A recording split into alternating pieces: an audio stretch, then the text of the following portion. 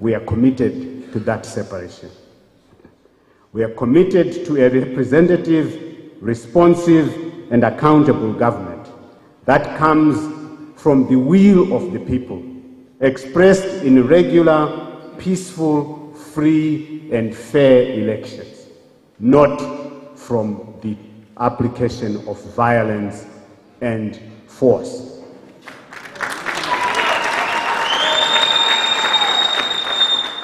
We are committed to guaranteeing the rights of all citizens and residents of our country, particularly citizens of Zimbabwe who are resident outside the country, those colloquially called the diaspora. We are committed to their rights to participate in national affairs, wherever they are located on the geography of the planet. It is their right to participate in the affairs of Zimbabwe. We are also committed, to the extent we are capable of doing that, to assuring their safety and security in those places where they happen to be domiciled for the time being.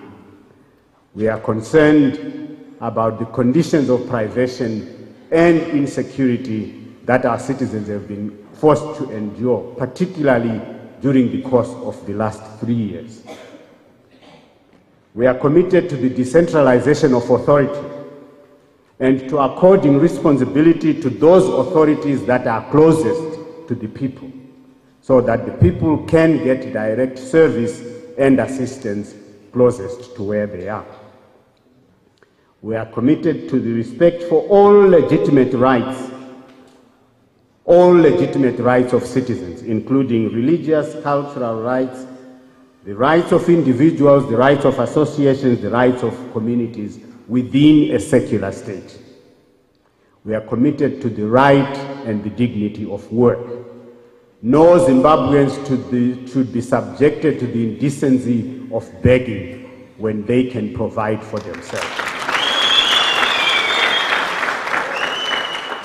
We are committed to the right of people to property and assets in a regulated market economy with the protection of the vulnerable members of our society. Zimbabwean citizens' expression of their sovereignty and self-determination will be realized in the extent to which they can provide for themselves. They can provide for themselves genuinely, honestly, through decent work in the open, not in the darkness. We are committed to that. We are committed to the improvement of the quality of life of all Zimbabweans through increased access to housing, health, education, and the protection of all people from crime and violence. When a minister of state and their property and premises are violated in the manner that the headlines have depicted in the last week, it shows a situation where protection of citizens from crime and violence is extreme. We are committed to eliminating that. We are committed to balanced national development. This whole nation of Zimbabwe needs to move forward together at the same pace, to the same extent. And we are committed to complete regional and rural development and national participation. No Zimbabwean should feel excluded. No Zimbabwean should feel discriminated against. And no Zimbabwean should feel undermined and deprived. We are committed to balanced national development and full participation. We are committed, finally, to the protection and enhancement of the quality of the physical environment and our natural resource base, so that they benefit the current and especially future generations.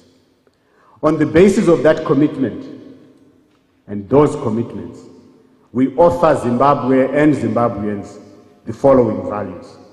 The values that will bind those of us who come forward to participate in our party MKD and those that the party yearns to serve.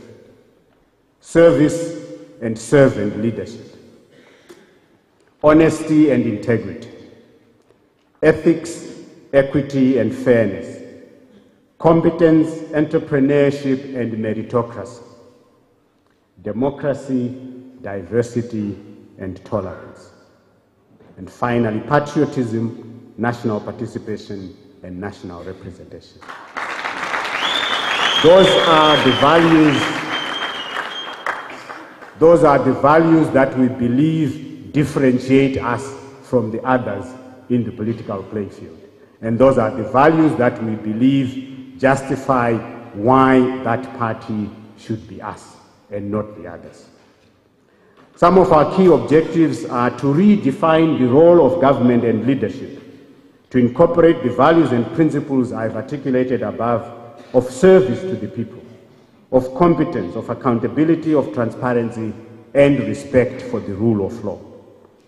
To advance leadership as a convening authority that diligently listens to all the people and accommodates all views, even those that diverge from their own, and coordinates and respects the diversity of ideas of our citizens. A leadership that will strive to bring out the best of every individual Zimbabwean citizenship, rather than trying to clone them into uniformity.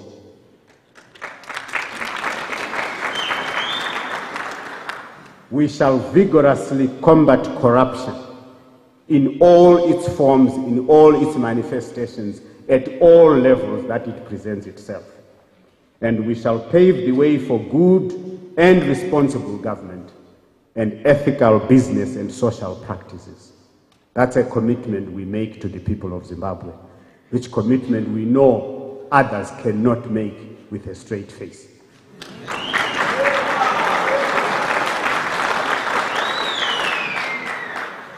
We advocate for a competent, efficient, and non-partisan civil service, including the security sector. A civil service which is committed to serve Zimbabweans, all Zimbabweans, from all corners of the country, without discrimination, without fear, and without favor. We are committed to enabling our country to work well again with the facilitation of those that are engaged to work for the people. We shall strive to mobilize the nation's skills and intellectual resources and apply them accordingly. The ignominy of classrooms that have no teachers and hospital wards that have no doctors, when thousands of Zimbabwean teachers and doctors are suffering abject poverty outside our borders, is an indecency that we cannot afford.